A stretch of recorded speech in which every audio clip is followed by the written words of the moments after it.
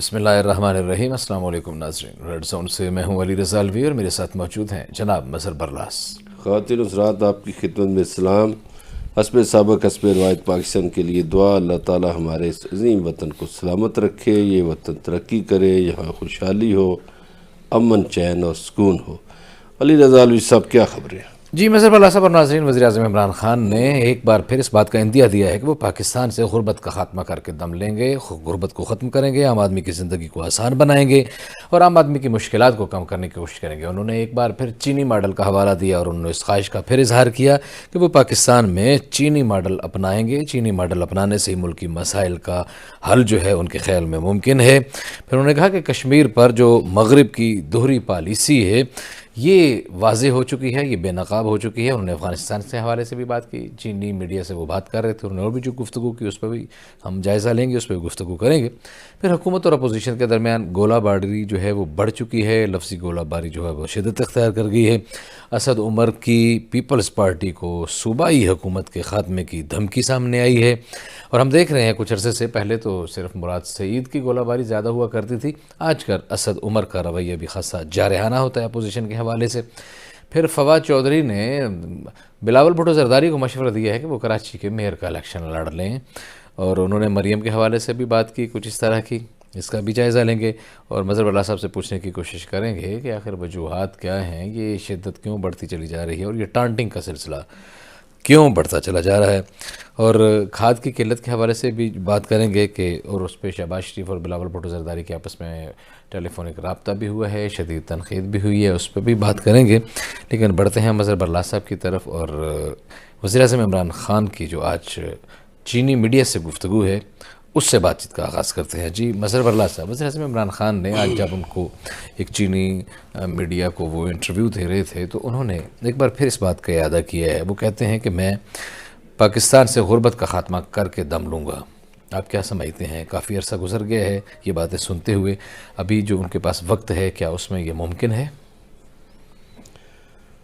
گزارش یہ ہے کہ ابھی چونکہ وزیر اعظم چین جانے والے بھی ہیں اور وزیر اطلاعات بھی ان کے ساتھ ہوں گے، آج انہوں نے چینی میڈیا سے گفتگو کی۔ اس گفتگو پہ تبصرہ کرنے سے پہلے میں سوچ رہا ہوں کہ میں پاکستان اور چین کے حوالے سے تھوڑا سا پس منظر ضرور پس منظر بتائیے، لوگوں کو پتہ ہونا چاہیے۔ پاکستان 1947 میں آزاد ہوتا ہے، چین 1948 میں آزاد ہوتا ہے اور پاکستان چین کو تسلیم کرتا ہے سب سے پہلے۔ چین جو ہے اس کی سرحدیں جو ہیں 13 ممالک سے ملتی ہیں، 13 میں سے 12 کے ساتھ وہ کسی نہ کسی موڑ پر الجھا ہے، کہیں نہ کہیں اختلاف ہوا ہے۔ ایک ملک پاکستان ہے جس سے اس کا اختلاف نہیں ہوا، لڑائی نہیں ہوئی۔ جیسے قائد اعظم فرماتے تھے کہ کشمیر ہماری شارگ ہے پاکستان کی، ویسے ہی چینی قیادت سمجھتی ہے کہ دنیا میں ہماری شارگ پاکستان ہے۔ صحیح ہے، بڑی اہم بات ہے۔ اچھا، اب اس سے اتنے 74 برس ہو گئے ہیں، ہماری چین سے بڑی دوستی رہی اور بھٹو صاحب نے چین اور امریکہ کو بھی قریب کیا۔ چین نے 70 سال بند رکھا اپنے آپ کو دنیا کے لیے، اور اس کے بعد جب وہ کھلا جی تو ایک بڑی معیشت کے طور پر سامنے آیا، اور چین سے ہمارے مراسم اس دور کے ہیں جب چین غریب تھا، ٹھیک ہے، اور آج چین امیر ہے، دنیا کی بڑی ایک متبادل سپر پاور کے طور پر، معاشی ایک طاقت ہے۔ اکانومک پاور کے طور پر دیکھا جاتا ہے۔ جی بالکل، وہ تو دیکھیے امریکہ بھی اس کا مقروض ہے۔ ایسے تو اب چین بہت اہم ہے، لیکن چین کے حوالے سے اور کشمیر کے حوالے سے یہ مغربی ممالک کا دوہرا رویہ ہے، امریکہ کا بھی اور پورے یورپین ملکوں کا، کہ وہ سنکیانگ کا بڑا نام لیتے ہیں مگر کشمیر کا جب ذکر آتا ہے تو چپ کر جاتے ہیں۔ یہ ان کا دوہرا رویہ، اور میں سمجھتا ہوں کہ عمران خان بڑے عرصے کے بعد پاکستان کا ایک ایسا سربراہ بنا ہے جو خاص طور پر مغربی ملکوں کو اور مغربی چالوں کو بے نقاب کرتا ہے۔ بالکل بڑا کھل کھلا کے، کھول کھلا کے. بلکہ عموماً جو ان کے ناقدین ہیں وہ کہتے ہیں کہ وہ سفارتی آداب کو بھی ملحوظ خاطر نہیں رکھتے اور اس طرح تنقید کرتے دلیرانہ ہیں. انداز میں. ہاں جی. تو چین سے ایک تو ہمارے مراسم کا یہ ظاہر ہے، ہماری ساری قیادت کو پتہ ہے، اور چین ہمارا مشکل وقت میں بھی مدد کرتا ہے. ابھی بھی جب وزیر اعظم جائیں گے چین میں تو کئی ایک معاہدوں پہ دستخط ہوں گے. صحیح ہے. اور سننے میں آ رہا ہے کہ چین ہماری مشکلات میں کمی کرنے کے لیے کوئی بڑا اعلان کرنے والا ہے. ٹھیک ہو گیا. اس کے علاوہ یہ جو چینی ماڈل کی آپ نے بات کی، یہ وزیر اعظم کے ذہن میں ہے بات، اس لیے کہ انہوں نے مجھے کوئی مہینہ پہلے ایک بات کہی کہ دیکھیے اس طرح ملک ترقی نہیں کر سکتا کہ ملک میں سیاسی افراتفری رہے اور ہر 4-5 سال بعد الیکشن ہوں. تو پھر انہوں نے سنگاپور کی مثال دی، چین کی دی، ملیشیا کی دی کہ وہاں حکومتوں کو ٹائم ملا 10-10 14-14 سال 15-15 سال. تو اگر اتنا ٹائم کسی حکومت کو ملے تو وہ لانگ ٹرم پالیسیاں بنائے تو پھر کامیابی ہو سکتی ہے. یہ ان کا خیال ہے. ان کے خیال میں ہے کہ چین اس لیے ترقی کر گیا ہے کہ چین میں 1 پارٹی سسٹم ہے. چین اس لیے ترقی کر گیا ہے کہ چین نے لانگ ٹرم منصوبے بنائے، اور چین اس لیے بھی ترقی کر گیا ہے کہ چین نے اپنے غریب علاقوں پر توجہ دی. اب اس کے مقابلے میں اگر پاکستان میں اس وقت جو نظام ہے اس کو دیکھیں علوی صاحب، تو 18ویں ترمیم کے بعد صوبے اتنے بااختیار ہو چکے ہیں کہ اگر کسی دوسرے صوبے میں کسی دوسری پارٹی کی حکومت آ جاتی ہے تو وہ کام نہیں کرنے دیتی، خود بھی نہیں کام کرتی. ابھی جیسے آج کل پیپلز پارٹی کا سندھ گورنمنٹ کا اور وفاقی حکومت کی ایک ٹسل لگی ہوئی ہے، اسی طرح باقی حکومتوں کا معاملہ ہے. تو یہ آئیڈیا ہے ان کے پاس. دیکھیے وہ اس پہ عمل بھی کرنا چاہتے ہیں یا نہیں کرنا چاہتے، یا اگر عمل کرتے ہیں تو کس انداز میں کریں گے. صحیح ہے. لیکن آپ نے بڑی زبردست گفتگو کی، یہ بتایا بھی وہ وزیر اعظم عمران خان کہتے ہیں کہ یہ ٹائم بڑا تھوڑا ہے 4-5 سال کا، اور اس کے بعد پھر الیکشن کی صورت میں اور ایک 1 پارٹی سسٹم ہو، اور چین کی ترقی کی وجہ یہ ہے. لیکن ہم دنیا میں اور بہت ساری جگہوں پہ دیکھتے ہیں جہاں 1 پارٹی سسٹم نہیں ہے، بہت ساری سیاسی جماعتیں کام کرتی ہیں اور عنان اقتدار 5 سال کی بجائے 4 سال کا ہے. امریکہ کو دیکھ لیجیے اور بہت سارے ممالک ہیں، ترقی انہوں نے بھی بہت زیادہ کی ہے. تو کیا ترقی کے لیے ایک بہت ہی لمبا ٹینیور دے دینا چاہیے، یا کوئی اس طرح کا وہ کیا سمجھتے ہیں انہیں 10 سال کے لیے وزیر اعظم بنا دیا جائے، 20 سال کے لیے بنا دیا جائے، 50 سال کے لیے بنا دیا جائے، یا 5 سال کے بعد الیکشن کا سلسلہ ہوتا رہے اور ان کو موقع بار بار ملتا رہے تاکہ ملک کسی طرح ترقی کر جائے، لوگوں کے مسئلے حل ہو جائیں؟ اس میں اب 2-3 باتیں ہیں. ایک بات تو یہ ہے، یہ امریکہ والی بات آپ نے بڑی اچھی کی. فرانس میں بھی ایسا ہے، ایران میں بھی 4 سال بعد اختتام ہو، حالانکہ پابندیوں میں جکڑا ہوا ایک ملک ہے، لیکن اس کے باوجود بھی لیکن ان ملکوں کی جو خوبی ہے، ایک تو یہ ہے کہ جو عنان اقتدار جن لوگوں کے پاس ہوتا ہے وہ بندے کس طرح کے ہیں، پہلی بات. دوسری بات یہ ہے کہ امریکہ اور ایران کی حکومتیں اگر بدلتی بھی ہیں، اب یہ دونوں ایک دوسرے کے مخالف ملک ہیں، صدارتی نظام ہے دونوں میں، لیکن ان کی حکومتیں اگر تبدیل بھی ہوں تو ان کی پالیسیاں تبدیل نہیں ہوتی. اور خاص طور پر ایران کی پالیسیوں پر تو آپ کو پتہ ہے رہبر کی نظر ہوتی ہے، اور رہبر وہاں سپریم طاقت ہے، ان کے بغیر تو وہاں کی حکومت نہیں کچھ کر سکتی، بہت سے معاملات نہیں کر سکتی. اسی طرح امریکی جو ہے، امریکی لانگ ٹرم منصوبے بناتے ہیں. وہ اپنی حکومتوں کو کچھ سیکٹرز میں تو تبدیلیاں کرنے دیتے ہیں، صحیح، لیکن بہت سے سیکٹرز میں تبدیلیاں نہیں کرنے دیتے، اور اسی لیے امریکہ ابھی تک چل رہا ہے. صحیح. اگر امریکہ میں 4 سال بعد پالیسیاں یکدم بدل جائیں تو امریکہ اس طرح نہ ہوتا جس طرح ابھی نظر آ رہا ہے، یا جتنا عرصہ وہ ایک طرح سے رول کرتا رہا دنیا پہ. ٹھیک ہے. ہمارے ہاں بدقسمتی یہ ہے کہ ایک حکومت ایک منصوبہ شروع کرتی ہے، وہ منصوبہ ابھی آدھے راستے میں ہوتا ہے تو دوسری حکومت آ جاتی ہے، وہ آ کے بند کر دیتی ہے، پھر تیسری حکومت آتی ہے، وہ اس منصوبے کو کہتی ہے چھوڑیں یہ فلانے کا ہے۔ یہ جو تختیوں والا رواج ہے نا ہمارے ہاں، اور اسپیشلی ہمارے سیاستدانوں کو الیکشن جیتنے کی پڑی ہوتی ہے کہ کسی طرح الیکشن جیت جائے۔ یہ جو کل آپ کے پروگرام میں یہ جو بات ہو رہی تھی نا اسی ریڈ زون میں، وہ جنرل سعد خٹک جو بات کر رہے تھے جی جی، کہ یہاں اقتدار کے بھوکے لوگ ہیں، یہ نہیں سوچتے کہ یار ایک پالیسی شروع کر دی جائے تو اگر میں اس درخت کا پھل نہیں کھاتا تو میرا بیٹا کھا لے گا، اگر وہ نہیں کھاتا تو اس کا بیٹا کھا لے گا۔ صحیح ہے۔ تو ہمارے ہاں لانگ ٹرم پالیسیز نہیں ہیں۔ اگر ہمارے ہاں لانگ ٹرم پالیسیز اپنائی جاتی تو آج ہمارا ہر شعبہ تنزلی کا شکار نہ ہوتا۔ بہت خوبصورت، بڑی ڈیٹیل بات ہوئی اس پہ۔ بالکل، ہم اگلے پوائنٹ کی طرف میرا خیال ہے تھوڑا سا بڑھ جائے۔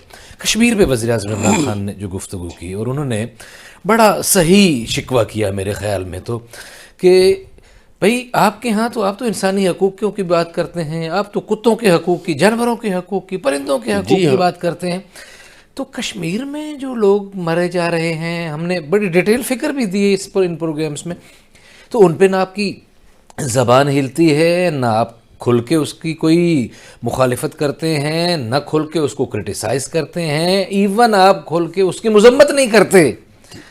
اب اس پہ دیکھیے علوی صاحب، یہ 1948 میں کچھ خطہ آزاد ہو گیا، آزاد کشمیر جس کو کہا جاتا ہے، وہ پاکستان کے ساتھ ایک اس طرح سے اٹیچ ہے کہ کرنسی پاکستان کی چلتی ہے اور پاکستان کا پاسپورٹ یوز ہوتا ہے، جی ہاں، مگر وہاں حکومت الگ ہے، وہاں کا سپریم کورٹ الگ ہے، وہاں کا صدر الگ ہے، وہاں کا ہائی کورٹ الگ ہے، وہاں کی بیوروکریسی الگ ہے۔ وزیر اعظم الگ ہے۔ اس آزادی کے باوجود کبھی انہوں نے وہ تو ہمارے ہاں اسلام آباد میں آ کے زمین خرید سکتے ہیں، پنڈی میں خرید سکتے ہیں، لاہور میں خرید سکتے ہیں، کراچی میں، مگر ہم نہ علی رضا علوی صاحب کشمیر میں زمین خرید سکتے ہیں، نہ مظہر اللہ صاحب خرید نہ میں خرید سکتا ہوں، ایسے ہی، اور یہاں کوئی آزادی کی تحریک بھی نہیں چل رہی۔ ایسے ہی ہے۔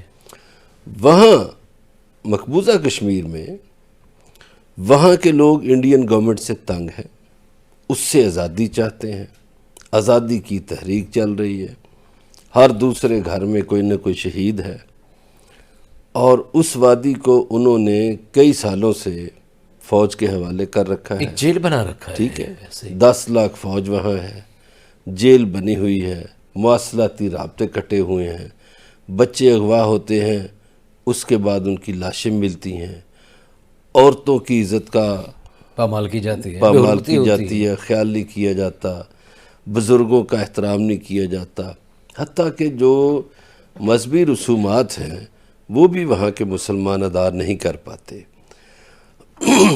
لیکن اب وہاں کیا ڈرامہ کیا مودی جی نے کہ جی دلی کا کوئی ہندو جا کے سری نگر میں زمین خرید سکتا ہے، جی ہاں، امرتسر کا کوئی ہندو جا کے وہاں زمین خرید سکتا ہے، کلکتہ کا، بمبئی کا، پورے انڈیا سے ہندو وہاں زمینیں خرید سکتے ہیں۔ آبادی کا تناسب بدلنا چاہتے ہیں نا، بالکل اسرائیل والی پالیسی، جی ہاں۔ فلسطین والی۔ اب انہوں نے بہت سے لوگوں کو لیز پر زمینیں دینا شروع کر دیں، لیکن یہ ساری ناانصافی مغرب کو نظر نہیں آتی، مغرب کو وہ قرارداد بھی نظر نہیں آتی جو اقوام متحدہ میں منظور ہوئی، مغرب کو وہ خط بھی نظر نہیں آتا جو نہرو نے لکھا تھا، جو اپنے وزرائے اعلیٰ کو لکھا، جو اس وقت کشمیر کی قیادت کو لکھا۔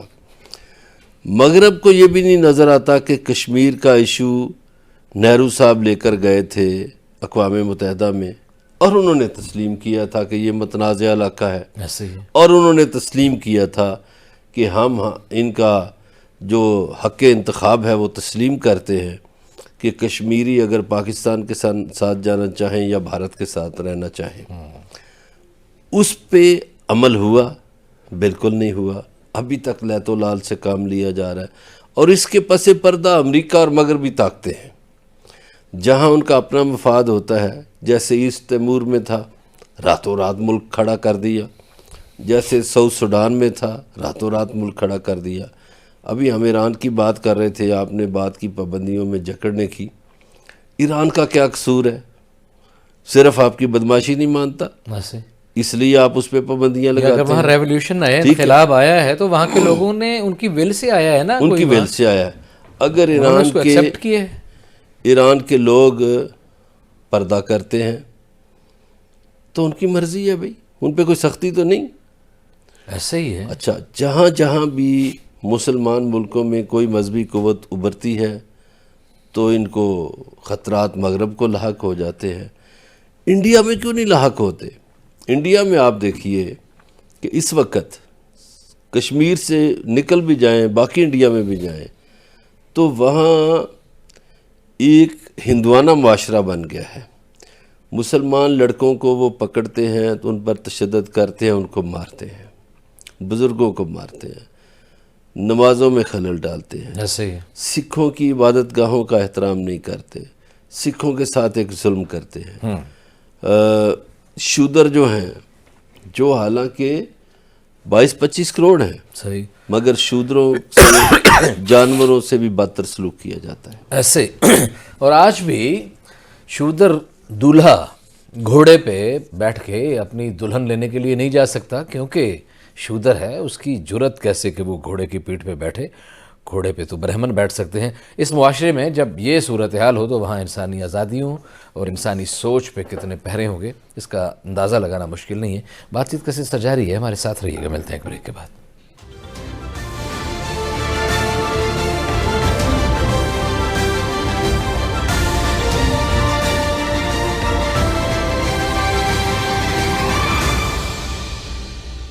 ویلکم بیک ناظرین۔ بریک پہ جانے سے پہلے بات ہو رہی تھی وزیر اعظم عمران خان کے وی این کی۔ وہ اپنے وی این کو لے کے کیسے آگے بڑھنا چاہتے ہیں، چینی ماڈل کی بات کرتے ہیں، پاکستان سے غربت کے خاتمے کی بات کرتے ہیں، اور وہ سمجھتے ہیں کہ کشمیر کے معاملے پر عالمی برادری، خاص طور پر مغرب جو ہے وہ کوئی ٹھیک کام نہیں کر رہا، ان کا رویہ ٹھیک نہیں ہے اور منصفانہ رویہ نہیں ہے۔ اگلی خبر کی طرف بڑھنا ہے ہمیں۔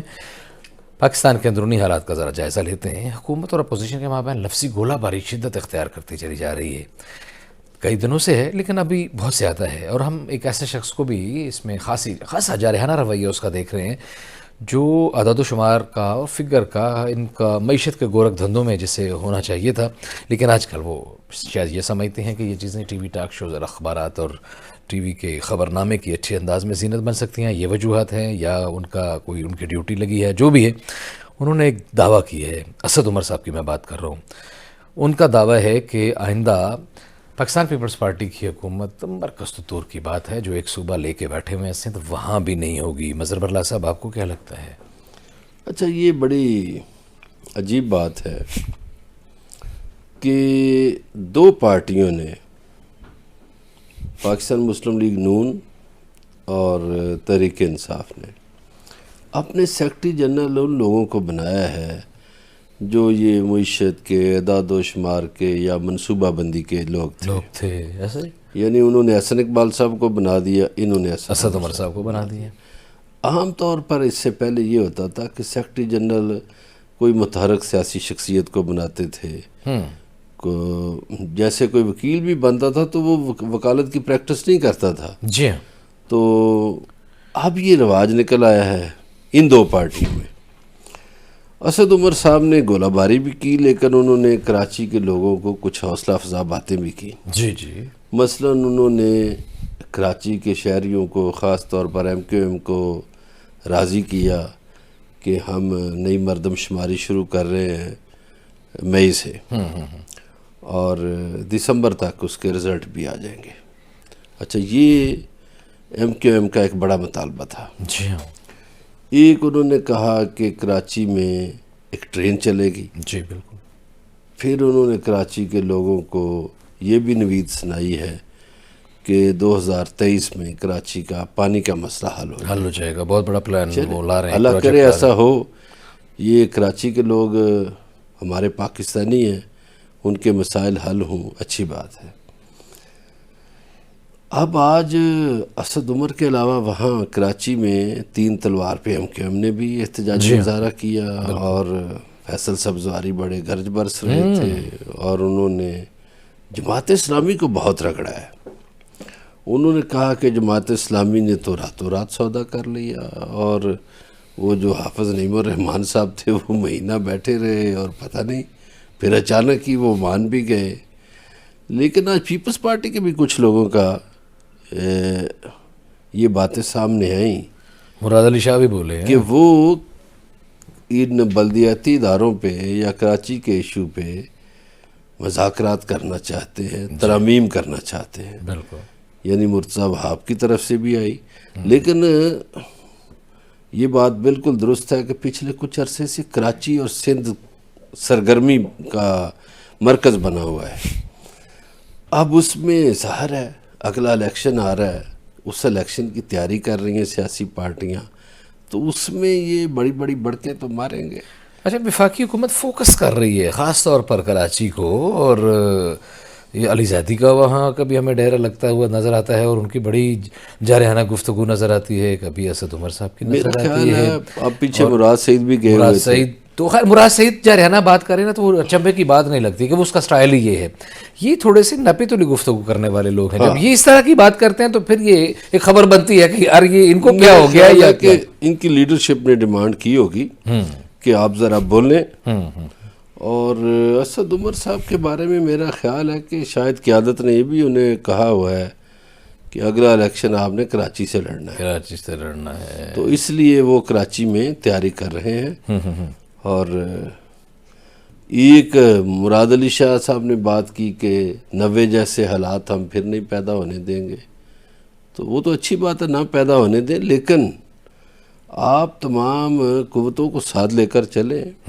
گورنمنٹ کا تو یہ رویہ ہونا چاہیے، صحیح ہے۔ لیکن وہاں پی ٹی آئی کے لوگ بھی یہ باتیں کرتے ہیں، ایم کے ایم کے لوگ بھی یہ باتیں کرتے ہیں کہ جی 14 سالوں میں 14 بسیں نہیں چلا سکی سندھ حکومت، تو اس سے تو اچھا گورنر راج ہے، اس سے تو اچھا فلاں نظام ہے۔ تو وہاں لڑائی ہو رہی ہے، دیکھیے اس لڑائی کا نتیجہ کیا نکلتا ہے۔ بلاول صاحب بھی کہہ رہے ہیں میں مارچ کروں گا، اور مارچ سے پہلے ہی، وہ تو فروری میں مارچ کر رہے ہیں نا۔ جی ہاں، اور وہ لوگوں کو تیار ہونے کا اندیا بھی دے رہے ہیں، لیکن بلاول کو مشورہ دیے ہے فواد چودھری صاحب نے، کہتے ہیں کہ بھائی آپ کراچی کے میئر کا الیکشن لڑیں۔ ہاں جی، فواد چودھری صاحب بڑا گرجے برسے ہیں دونوں پر، انہوں نے کہا دونوں بونے ہیں، وہ اس اہل نہیں کہ ملک کی قیادت کر سکے، نہ مریم نہ بلاول، اور وہ میں ان کو مشورہ دیتا ہوں کہ وہ میئر کا الیکشن لڑیں۔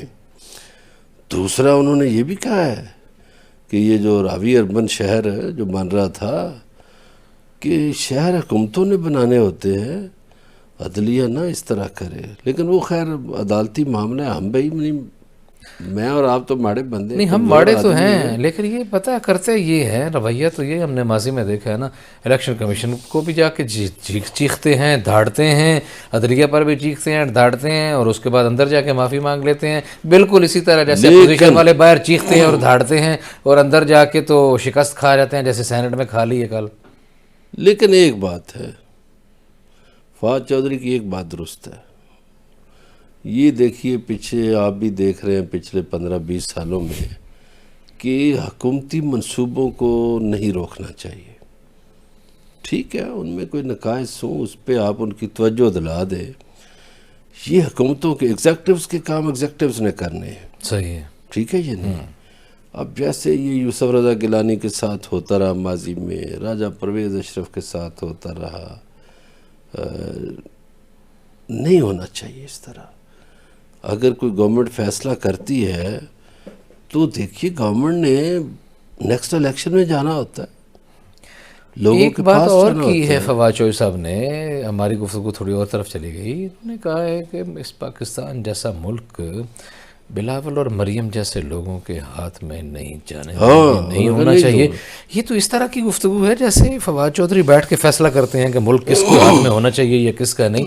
وہ پولیٹیکل لیڈرز ہیں، لوگ ان پر ٹھیک ہے، ان سے ان کے سیاست سے اختلاف ہو سکتا ہے، بلاول صاحب کی سیاست سے اختلاف ہو سکتا ہے، مریم صاحبہ کی سیاست سے اختلاف ہو سکتا ہے، لیکن یہ فیصلہ کسی کے ہاتھ میں پکڑ کے کپ ہے گلاس ہے، ابھی یہ اس کو دینا ہی اس کو وہ فواد چودھری صاحب کہتے ہیں کہ ہم ان کو نہیں دیں گے، ملک ان کے حوالے نہیں کریں گے۔ عجیب و غریب گفتگو تھی اور تکبر سے لبریز تھی، ویسے معذرت کے ساتھ۔ ہاں ایسے ہی عجیب ہے۔ میرا خیال ہے کوئی وزیر اعظم صاحب بھی آپ کو پتہ ترجمانوں کو لے کر بیٹھتے ہیں اور وہ کہتے ہیں کہ بھائی ذرا کام تیز کرو.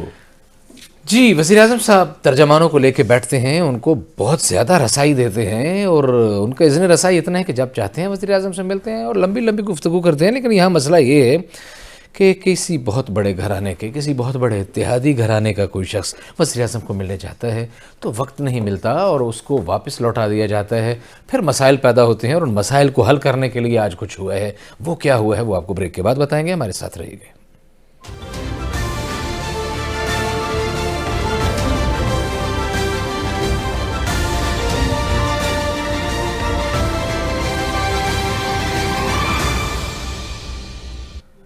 ویلکم بیک ناظرین. بریک پہ جانے سے پہلے آپ کو کہا تھا کہ وزیر اعظم عمران خان کی طرف سے اذن رسائی بہت آسانی سے دستیاب ہوتا ہے ان کے ترجمانوں کو.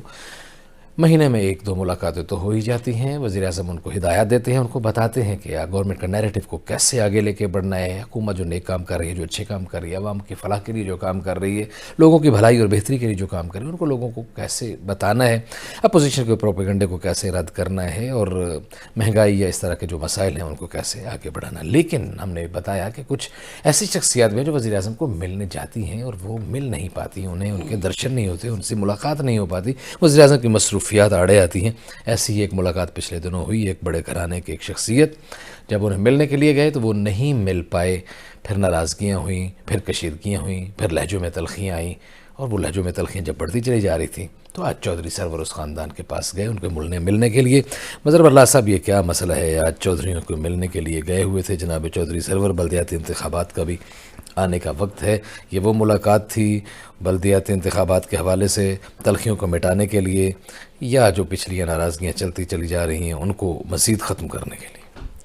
وہ ناراضگیاں تو خیر شروع دن سے چل رہی ہیں، لیکن اصل جو مسئلہ ہے وہ بلدیاتی انتخابات کے حوالے سے ہی ہے. بلدیاتی انتخابات جو ہیں وہ 4 ڈویژنوں میں پہلے ہوں گے پنجاب میں. اس میں آپ دیکھیں کہ ملتان ڈویژن ہے، بہاولپور ڈویژن ہے، اور ڈیرہ غازی خان ڈویژن ہے، اور گجرانوالہ ڈویژن ہے. اب 3 ڈویژنوں میں تو اتنی فکر مندی نہیں ہے پی ٹی آئی کو، لیکن گجرانوالہ ڈویژن میں فکر مندی ہے.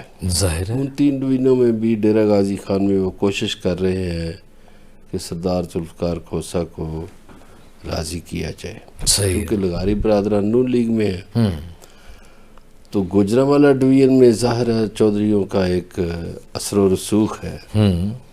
تو اب گجرانوالہ ڈویژن میں چودھریوں کے علاوہ پی ٹی آئی کو ہاتھ بڑھانا پڑے گا رضوی صاحب کی طرف. ٹھیک ہے. وہ جو تحریک لبیک والے ہیں ان کی طرف، ان کے ساتھ ہاتھ ملے گا اور چودھریوں کے ساتھ ہاتھ ملے گا تو گجرانوالہ ڈویژن میں کوئی منہ متھا ان کا نکلے گا پی ٹی آئی کا. ٹھیک ہے. ورنہ نہیں نکلتا. صحیح. تو اس لیے میرا خیال ان کو راضی کرنے گئے ہیں.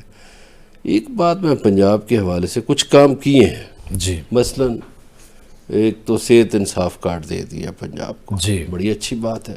ٹھیک ہے، ہر ایک گھر میں پیسے پہنچ گئے، کارڈ پہنچ گیا. صحیح.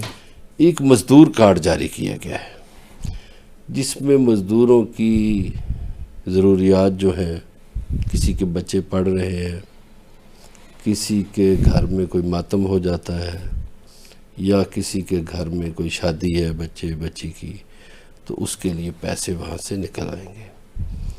لیکن وہاں ایڈریس کرنے کی ضرورت ہے پنجاب میں مزدوروں سے. ٹھیک ہے مزدوروں پہ کوئی اعتراض نہیں، لیکن وہاں ایڈریس کرنے کی ضرورت ہے کسانوں کو. درست ہے کہ کسان کارڈ بھی ہونا چاہیے. کسانوں کے پاس، اب میں بڑے جاگیرداروں کی بات تو نہیں کر رہا، کسانوں کی کر رہا ہوں. کسانوں کے پاس یقین کیجئے کھاد کے لیے پیسے نہیں ہوتے، کسانوں کے پاس ڈیزل کے لیے پیسے نہیں ہوتے، بیج کے لیے پیسے نہیں ہوتے، ادھار سدھار سے چل رہے ہوتے ہیں. تو اگر حکومت ایک بڑی سبسڈی، جو کہ جمشید چیمہ صاحب کہہ رہے ہیں کہ ہم 132 ارب کی سبسڈی دے رہے ہیں کسانوں کو، جی، تو وہ سبسڈی جو ہے وہ ڈائریکٹ آپ کسان کارڈ بنا کر دے دیں تو وہ میرا خیال ہے زیادہ بہتر رہے گا. صحیح ہے. تاکہ ہر کسان کے پاس اگر 10 لاکھ روپیہ پہنچ جاتا ہے، وہ اپنی مرضی سے کھاد خریدے، بیج خریدے، اس کو ایک سہولت مل جائے گی۔ صحیح ہے۔ تو ہماری تو یہ درخواست ہے کہ آپ کسانوں کو بھی کسان کارڈ جاری کریں۔ صحیح، آپ نے کسانوں کی بات کی تو کھاد کی قلت پہ بھی بات کر لیتے ہیں۔ کھاد کی قلت جو ہے نا اس نے کسانوں کا جینا بڑا مشکل کیا ہوا ہے۔ ہمارے آپ کو پتہ ہے ہم سارے دیہاتی پس منظر کے لوگ ہیں، لوگ جو ہیں عزیز و اقارب کا کاشت سے تعلق ہے، اور ان لوگوں کو کھاد نہیں ملتی۔ جو کسان ان کا ایک تو ایک ہے نا قوت خرید، ایک عام جو کسان ہے اس کی سفید پوشی ہوتی ہے، قوت خرید اس کی بڑی مشکل ہوتی ہے۔ اس کی فصل نے نکلنا ہے، بکنا ہے تو اس کے بعد تب پیسہ آتا ہے، یا ٹھیکہ جانا ہے تو پھر پیسہ آتا ہے۔ لیکن وہی کھاد 2400 والی جو ہے وہ 10 ہزار سے بھی زیادہ مہنگی بک رہی ہے۔ اس پہ آج کچھ تنقید کی ہے بلاول بھٹو زرداری صاحب نے بھی، شہباز شریف صاحب نے بھی۔ اس مسئلے کو حل انہوں کرنے کے لیے نے بالکل کچھ کرنا چاہیے۔ درست تنقید کی ہے انہوں نے۔ وزیر اعظم صاحب جو ہے وہ رولا تو بہت ڈالتے ہیں یہ مافیاز کے خلاف، جی ہاں، لیکن یہ جو پٹرولیم مافیا ہے اس نے گیس نہیں بننے دی۔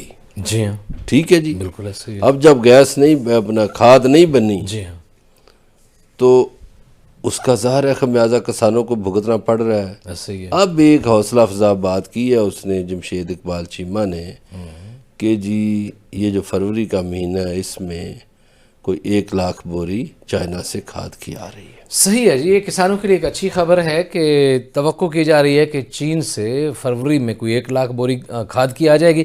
اگر 1 لاکھ بوری کھاد کی آ جاتی ہے تو کسی حد تک تو مسئلے حل ہو جائیں گے، مکمل نہیں ہوں گے۔ بہرحال اپنی انڈسٹری کو بہتر کرنے کی ضرورت ہے، اور وہ جو دعوے ہیں کہ گیس کی قلت پہ قابو پا لیا ہے، یہ ہے وہ ہے، ان دعووں کو اگر حقیقت کا رنگ دیا گیا تو بہت سارے مسائل حل ہو جائیں گے۔ آج اتنے، آپ سے ملاقات ہوگی کل۔